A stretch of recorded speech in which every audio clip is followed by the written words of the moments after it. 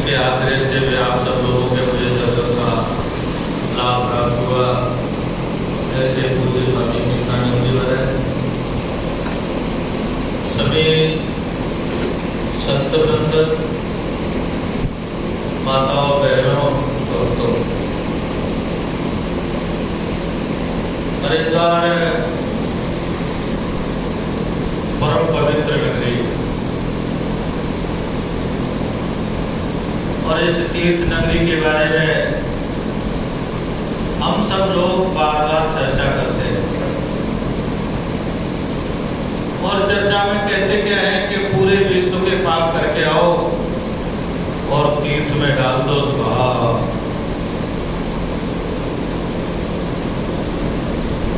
लेकिन हमको कई बार लगता है कि हम अगली बात भूल जाते हैं। अगर हम पर तीर्थ में पाप हुआ तो कहां स्वाहा होगा?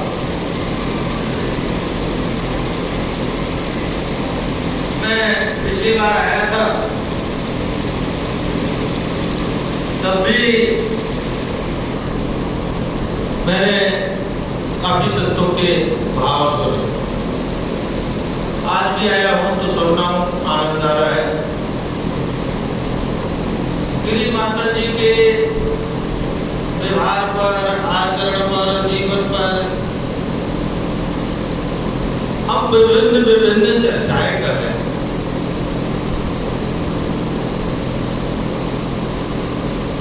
तो ये चर्चाओं का जो उद्देश्य है, हम माता जी के जीवन से क्या सीख सकते हैं। वास्तव में सन्यासी का जीवन है भय मुक्त होता है, लेकिन देखने में क्या आता है, प्रैक्टिकल में सन्यासी सर्वाधिक भययुक्त है।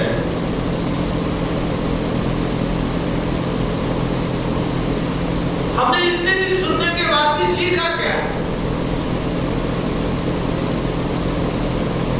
हम देखते क्या है कि माता जी के बारे में चर्चा होती, बहुत स्वाध्याय करती और कराती,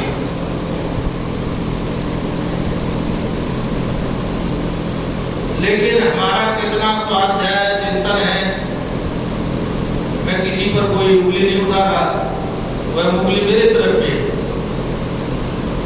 लेकिन चिंता का विषय जरूर है, चिंतन का विषय जरूर है।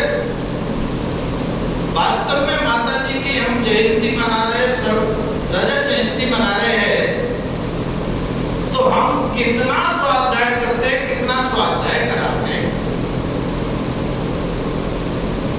और हम दुनिया की चर्चा करें, आत्म तत्व है हमारा, हम शरीर नहीं है, हम स्वयं भगवान का स्वरूप है, यह बात बिल्कुल सत्य है। लेकिन सत्यता ये हमारे हृदय में कहीं न कहीं स्थायित्व नहीं लेती। वैसे मैं बात कह दूं थोड़ी पहले उसे, भारत में सर्वश्रेष्ठ परंपरा ये 10 नाम संन्यास की परंपरा बहुत उत्तम परंपरा है। हम सब इसमें हैं तो हम बड़े सौभाग्यशाली। परमपिता परमेश्वर ने हम पर बहुत कृपा की है। आदि जगत शंकराचार्य की महाराज का की उस धारा में हमको स्वीकार किया है। भगवान शंकर की हम पर सीधे सीधे कृपा है।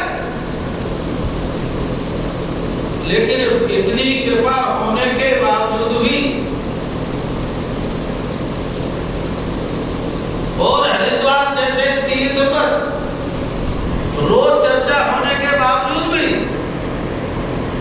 कैलाश आश्रम में, संन्यास आश्रम में थोड़े से सन्यासी स्वाध्याय पठन पाठन करते हुए दिखाई देते हैं, जबकि ये आज बड़ी मात्रा में अभाव हो रहा है। और आप सब वास्तव में भगवान की कृपा के पात्र है। ऐसी विषम परिस्थिति में आप स्वाध्याय की चर्चा करते, चिंतन करते, मनन करते, संन्यास्त जीवन का आचरण करने का प्रयास करते, लेकिन आज इसका बहुत बड़ा अभाव दिख रहा है। लेकिन इतने से हमें प्रसन्न होने की जरूरत नहीं है। क्या हम आचार्य शंकर से कुछ प्रेरणा ले सकते हैं क्या? मैं कुछ ही कह रहा हूं, उन जैसा हमें से कोई बन नहीं सकते। मैं देख रहा हूं उनके चित्र, अनंत लीलाओं का यह वर्णन है उनकी का। अल्प आयु में उन्होंने पूरे विश्व में सनातन की ध्वजा को प्रतिष्ठापित किया, और कोई तलवार के बल पर नहीं, कोई भय के बल पर नहीं, केवल ज्ञान के बल पर कि ये सनातन परंपरा पूरे विश्व में सर्वश्रेष्ठ है, ये स्थापित किया। और निर्भय की तो चर्चा करें तो भय तो कोई देश मात्र था ही नहीं, लेकिन हम उस परंपरा के अनुयायी हैं। क्या हम वास्तव में रजत जयंती के अवसर पर हम संकल्प ले सकते हैं कि हम पूरे विश्व को नहीं, अगले साल तक कुछ तो जगाएंगे? उनको वास्तव में नमन करने का मतलब केवल यही है, हम कोई श्रद्धा सुमन समर्पित करते हैं या हमारे हृदय में श्रद्धा है, हम श्रद्धा प्रकट करने के लिए जयंती मनाते हैं। तो ये जयंती का औचित्य या निर्माण दिवस का औचित्य,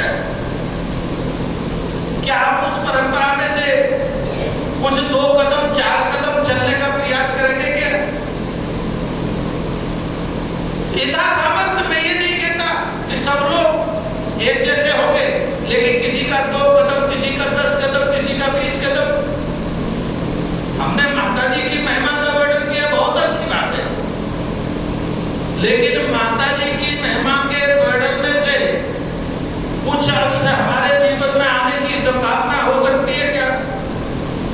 उसका हम अनुसरण कर सकते हैं क्या?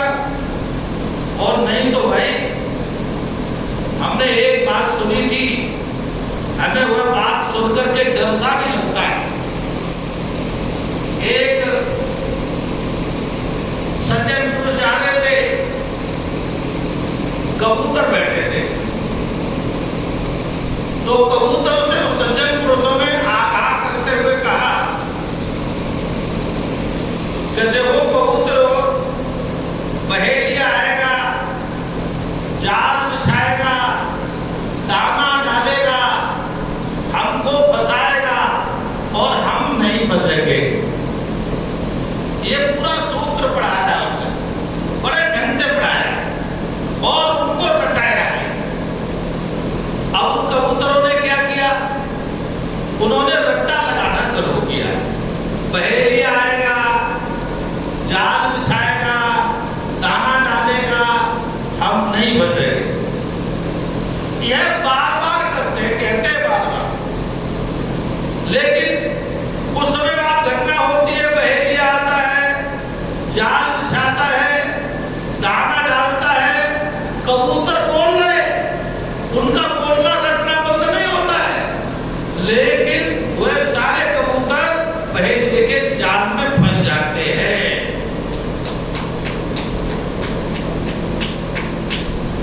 मैं ये बात सुनकर के अपने मन को बड़ा कष्ट में महसूस करता हूं।